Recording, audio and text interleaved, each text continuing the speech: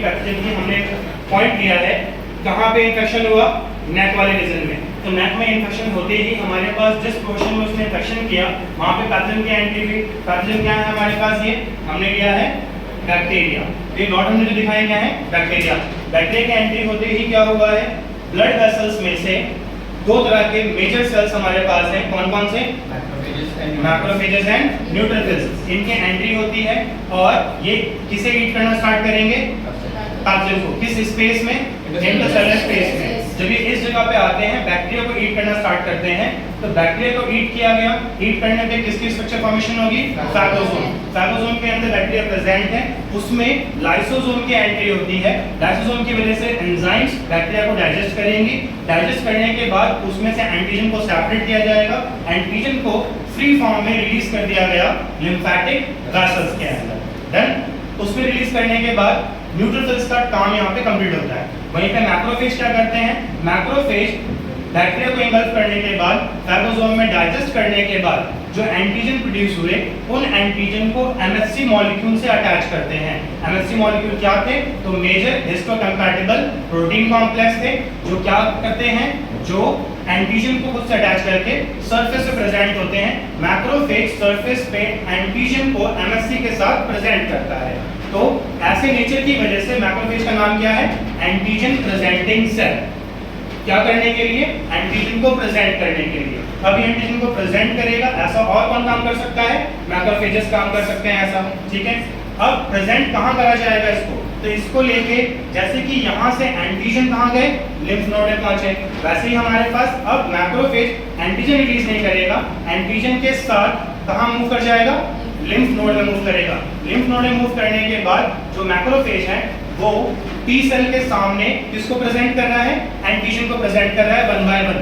तो जिससे MSc molecule attach होगा या एंटीजन और एमएससी मॉलिक्यूल का जो स्ट्रक्चर है ये मैच करना चाहिए किससे?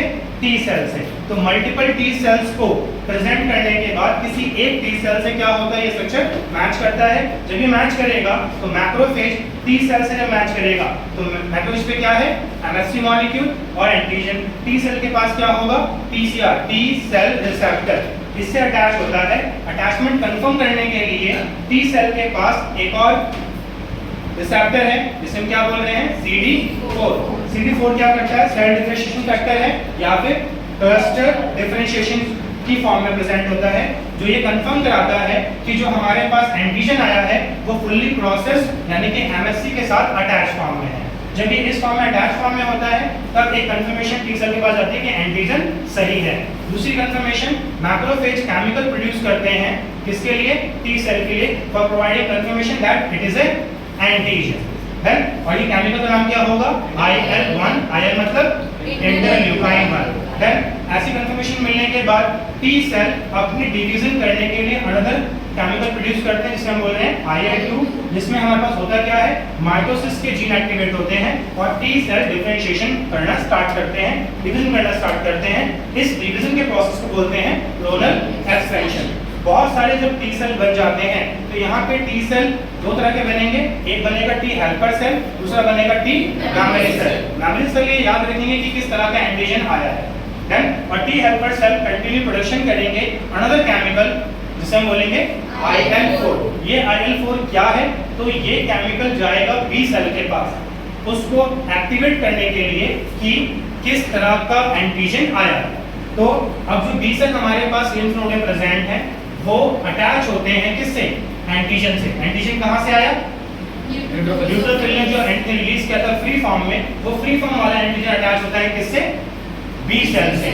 और बी सेल से अटैच होने के बाद एक कंफर्मेशन एक्स्ट्रा आती है IL-4 की फॉर्म में, ये से अटैच होगी और फिर ये बी सेल एंटीजन को अटैच होने के बाद क्या करेंगे? क्लोनल एक्सपेंशन और इसकी डिवीजन स्टार्ट हो जाएगी। और फिर यहाँ पे दो तरह के सेल बनेंगे, B cell plus B memory cell. B memory cell याद रखेंगे कि एंटीजन किस तरह का था, यानी कि अब टी मेमोरी सेल और बी मेमोरी सेल दोनों को याद है कि यहाँ पे किस तरह का एंटीजन आ चुका है। और बी सेल अब यहाँ पे क्या है? बहुत सारे बनने के बाद फिर से एक केमिकल प्रोड्यूस होगा टी सेल से जिसे हम बोलेंगे IL-5, जो क्या कराएगा? बी सेल करेक्शन लेने के बाद उसकी डिवीजन कराएगा और जो नए सेल बनेंगे वो कौन से होंगे? प्लाज्मा सेल का फंक्शन क्या होता है? एंटीबॉडीज प्रोडक्शन करना। ये एंटीबॉडी जो प्रोड्यूस हुई हैं ये स्पेशलाइज हैं। किसके लिए स्पेशलाइज हैं? ये इस टाइप के एंटीजन के लिए, जिस एंटीजन के लिए पूरा प्रोसेस हुआ है उस एंटीजन के लिए एंटीबॉडी स्पेशलाइज हो गई। और स्पेशलाइज होने के बाद क्या होगा? ये एंटीबॉडीज जाके अटैच होंगी बैक्टीरिया के एंटीजन से, और एंटीजन फ्री फॉर्म में भी हो सकता है, बैक्टीरिया के साथ भी हो सकता है। मोस्टली बैक्टीरिया के साथ में ही प्रेजेंट होंगे। तो जब हमारे पास एंटीबॉडी बैक्टीरिया के साथ प्रेजेंट एंटीजन से बाइंड करेगी तो बाइंडिंग करने के बाद क्या होगा? अब एंटीबॉडी का जो एफसी रीजन है वो एफसी रीजन बाइंड करेगा किलर सेल से, यानी कि जो भी हमारे पास फैगोसाइटिक सेल है, मैक्रोफेजेस, न्यूट्रोफिल्स, किलर सेल्स, ठीक है, इन सारे सेल्स से क्या अटैचमेंट हो गई है?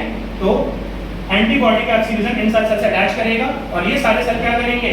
ये सारे सेल एंटीबॉडी की वजह से उन बैक्टीरिया को ईट कर लेंगे जिनके ऊपर एंटीबॉडीज अटैच होती है एंड बैक्टीरिया या पैथोजन की डेथ होगी। और इस तरह से हमारे इम्यून सिस्टम पूरा वर्क करता है।